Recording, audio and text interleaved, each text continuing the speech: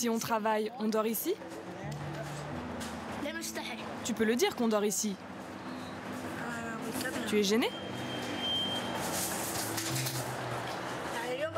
Ne t'inquiète pas, si tu ne te réveilles pas, je te jetterai des cailloux. On se réveille le matin et on commence à travailler tout de suite. On va manger un truc, puis on retourne travailler. On a des amis ici sur la place. Ensemble, on va récupérer du métal et on le vend. Et parfois aussi des fleurs. Dormir ici, c'est beaucoup mieux que dormir dans la rue.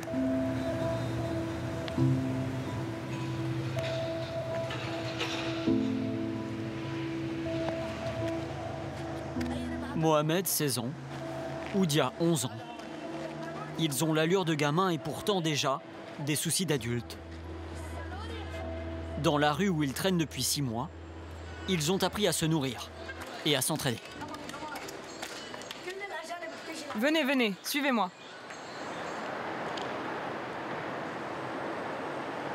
Dans un cinéma désaffecté depuis la guerre civile, Mohamed et Oudia cherchent du métal à revendre. C'est leur quotidien depuis qu'ils ont fui leur famille, qui ne pouvait plus subvenir à leurs besoins. Mohamed, c'est comme mon frère. Il prend soin de moi. Je ne peux pas vivre tout seul. J'ai besoin de lui. Il me défendra si des gens essaient de me kidnapper. Je sais qu'il sera là. Que Dieu le protège. Je ne veux pas aller à l'école ou dans un orphelinat. Dieu m'aidera.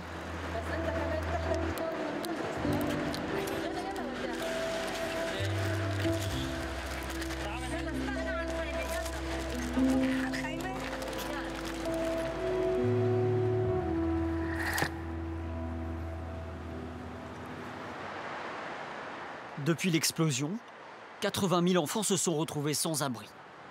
Plus de 1000 ont été blessés selon l'UNICEF. À Beyrouth, impossible de savoir combien sont dans la rue. Surtout depuis que les quartiers près du port où ils avaient leurs habitudes ont été ravagés par le souffle de l'explosion. Livrés à eux-mêmes, les structures qui les accueillaient sont en ruine, à l'image du seul hôpital du pays qui prenait soin d'eux. Bonjour, comment ça va? Depuis 5 ans, l'hôpital public de la Quarantaine reçoit les enfants abandonnés dans la rue, sur le pas des églises ou des mosquées. Un phénomène grandissant au Liban depuis que la crise économique s'est durement installée dans le pays, plongeant plus de 50% de sa population sous le seuil de pauvreté. Construire un refuge pour ces enfants délaissés, c'était le grand projet de Robert Sassi, pédiatre.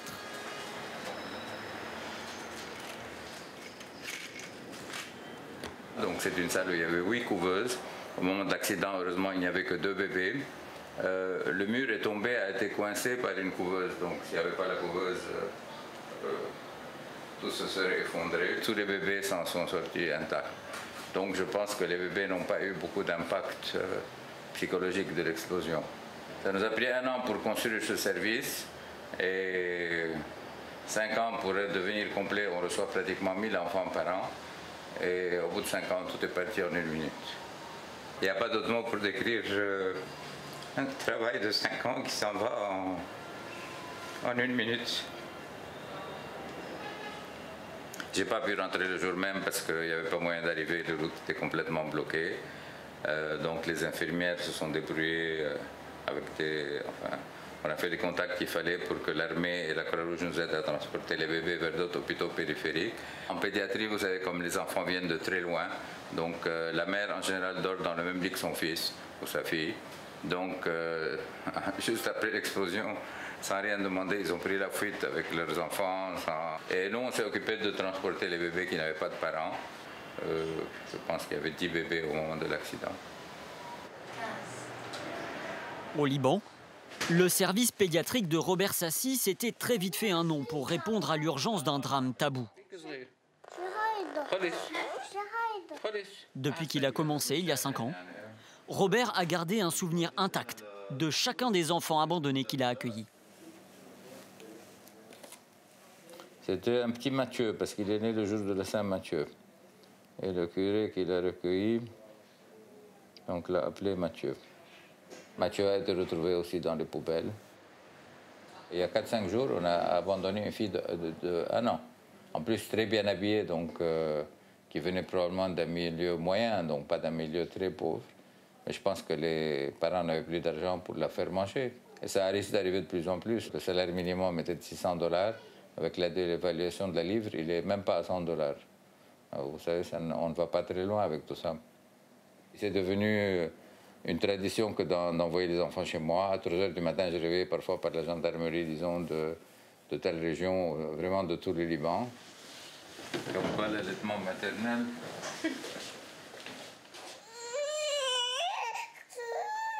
Robert et son équipe assurent la première urgence.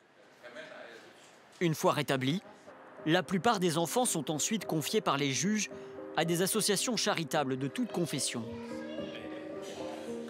Comme celle du père Magid, que rien n'avait prédestiné à cette mission.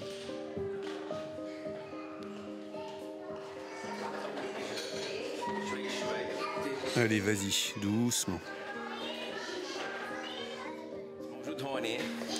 Un vendredi soir, un juge m'a appelé pour me dire qu'un enfant était en prison et que personne ne pouvait le récupérer. Aucune ONG voulait le prendre, parce que c'est un gros investissement. 1 an à l'orphelinat coûte 20 000 francs suisses.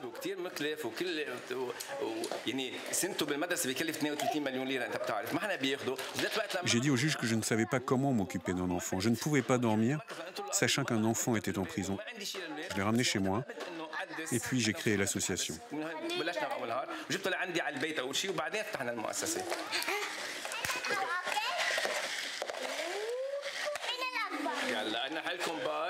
Allez, je vais tous vous dire au revoir.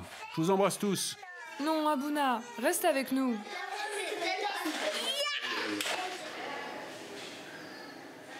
Aujourd'hui, le père Magid accueille sans distinction d'âge ni de confession, parfois jusqu'à 200 enfants par an. Tiens ta cuillère, comme ceci.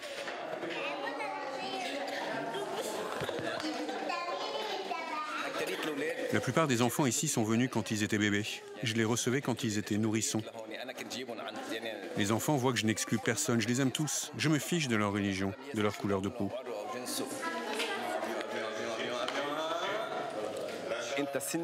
Tu es orthodoxe, tu es sunnite, tu es chiite, tu es druze. Tu as été élevé dans la séparation. Dans ce pays, personne n'a été élevé pour être frère.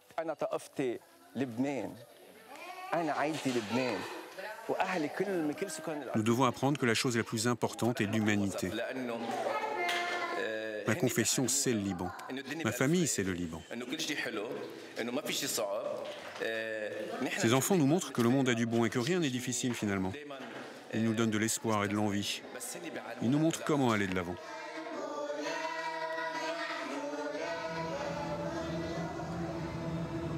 Les enfants resteront dans l'orphelinat tant que la justice libanaise n'aura pas statué sur leur sort. Il peut rester flou pendant de longues années, car dans un pays morcelé par les confessions, les procédures d'adoption sont délicates, voire prohibées par un texte coranique pour les musulmans. Ils représentent pourtant plus de la moitié de la population au Liban. Des obstacles qui ouvrent la voie aux méthodes d'adoption illégales. C'est en désespoir de cause qu'Amina s'y est résignée, après avoir usé les voies officielles. C'est une association qui m'a aidée et un médecin qui défend la cause des enfants adoptés. Grâce à eux, j'ai pu avoir un acte de naissance où il est écrit qu'il s'agit de ma fille biologique. Personne ne pourra découvrir que je ne suis pas sa mère. Dans notre société, être un enfant adopté est considéré comme une insulte, c'est mal vu. Quand tu es adopté, tu es rejeté.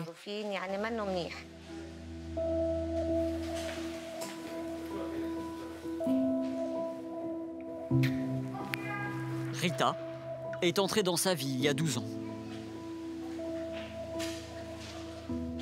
C'est qui l'amour de sa mère? C'est moi.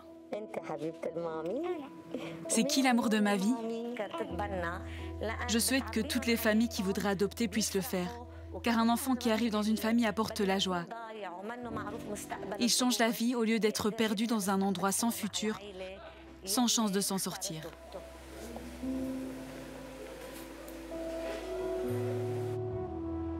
Un avenir qui s'est obscurci encore un peu plus depuis l'explosion du port.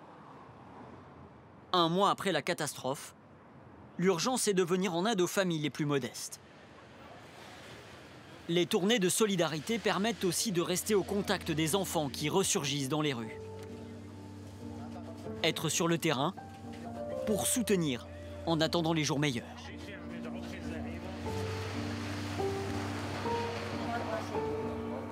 Robert Sassi tenait à nous en montrer les premiers signes.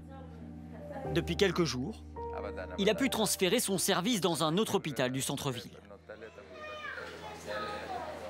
Nous démarrons en même temps 4 couveuses là et 4 couveuses à la quarantaine en début de semaine, en espérant un peu, ce n'est pas les 34 couveuses qu'on avait, mais c'est quand même mieux que rien.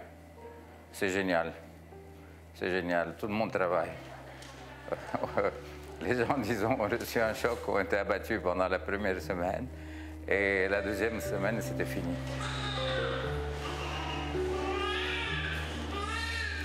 Écoutez, c'est les enfants qui vont être les hommes de demain.